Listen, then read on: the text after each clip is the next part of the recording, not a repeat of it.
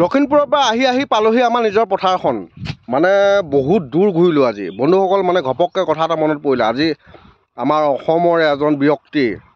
লাজ লাগে তাৰ নামটো ল'বলৈ যিহেতুকে তাৰ যতদূৰ সম্ভৱ নিজৰ ইনকামৰ 10 আঙুলি আজোৰা পইচা নাই কিন্তু তাত সি মোক য'তে লগ পাব হেনো ত'তে কি কৰিম বুলি কৈছে আপোনালোকে কমেণ্টটো পঢ়ি চাওক আৰু আপোনালোকে জনাব যিহেতুকে এই ব্যক্তিজনৰ বিষয়ে মই ক'ম কি বুলি আৰু এই নপুংসটো চেহেৰাটো এইটোৱে চাওক কি কম লাজ লাগে মাক বাপেকৰ ইনকামৰ পৰা সেই মটৰচাইকেলখনৰ ওপৰত উঠি আছে না তাৰ নিজৰ 10 আঙুলি আজোৰা মটৰচাইকেল সেইটোও নাজানো আৰু এইটো চাওক মোৰ দৰে এজন ব্যক্তিক সি হেনো চাকৰ ৰাখে চা তোক মই এটা কথা কৈ দিওঁ মোৰ দৰে এজন মানুহ তোৰ ঘৰত তোৰ লিখীয়া বুৰ্বক এটা নপুংসৰ ঘৰত চাকৰ কৰিবলৈ নাযাওঁ যদি পাৰোঁ কাৰোবাৰ ঘৰত যদি মোক কোনোবাই কয় লেট্ৰিন চফা কৰিবলৈ লাহন ৰেডি কিন্তু তোৰ লিখীয়া নপুংসৰ ঘৰত গৈ মই চাকৰ থাকিবলৈ নাযাওঁ মনত ৰাখিবি আৰু এটা কথা কওঁ শুন তই বৰ বন্তা পুৰুষ নেদেখাবি যিটো শব্দ প্ৰয়োগ কৰিছ সেই শব্দটোৰ মানে মৰ্যাদা মানে সঁচা অৰ্থত ক'বলৈ গ'লে একদম বেয়া লাইনত যাবলৈ গ'লে তোৰ মাৰ বাপেৰৰ মূৰতে পৰি যায়গৈ মানে তোৰ মাৰ বাপেৰে কেনেকুৱা ধৰণৰ মানুহ আছিলে এই তোৰ লিখনিসমূহত গম পায় মানে সেইটো কাৰণে তোক মই এটা কথা কৈ দিওঁ চা জীৱনত তেনেধৰণৰ কমেণ্ট আৰু কাৰোবাক নকৰিবি বুজিছনে তোক জন্ম দিয়া মাৰ বাপেৰ হালৰ সন্মান খুব ধুনীয়া ৰাখিছ আৰু বিশেষকৈ তোক মই কৈ দিওঁ মাৰ বাপেৰৰ গৌৰৱ তই দেই আৰু মোৰ লগত আছে আমাৰ হৰিভকত নমস্কাৰ দেখিছিলে বহুতে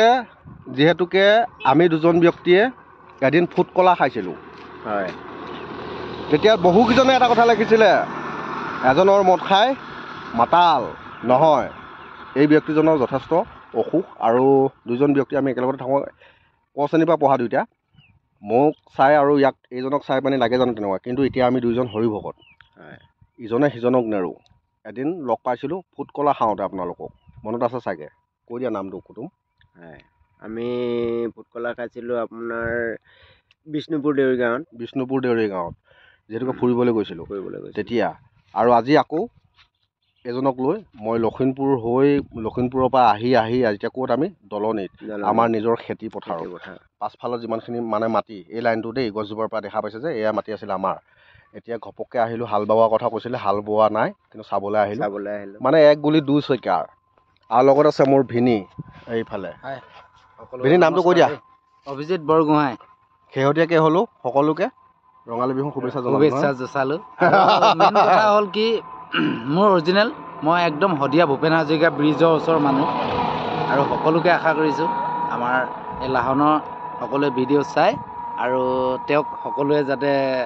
সহযোগ দিয়ে বুলি আমিও কামনা কৰিলোঁ আপোনালোকৰ ওচৰত আৰু বেয়াকৈ গালি পাৰিব দিয়ক দেই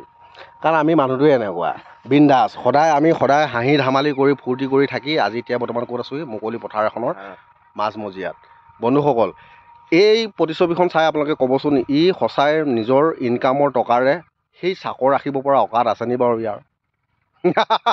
মাৰৰ বাপেৰৰ পইচা খাই পানি মাৰৰ দেউতাৰ কান্ধত বন্ধুক থৈ ফুটুৱাই বেটাও তোক পালে মই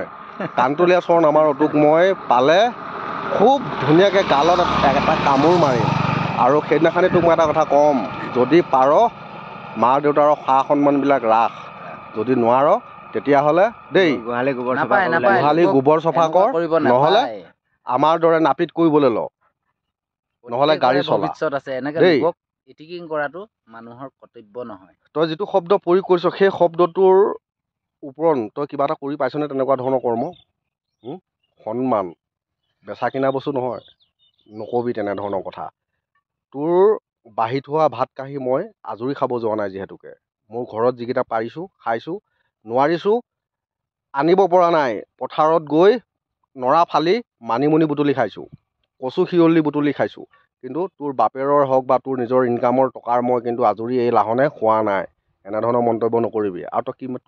তোৰ অকাতটো মই চালোঁ তই শব্দত প্ৰয়োগ কৰিব পাৰিবি তই মোক দেখিলে মানে হয়তো চাগে মুতি দিবি সন্মুখত যিদিনাখনি দেখিবি নহয়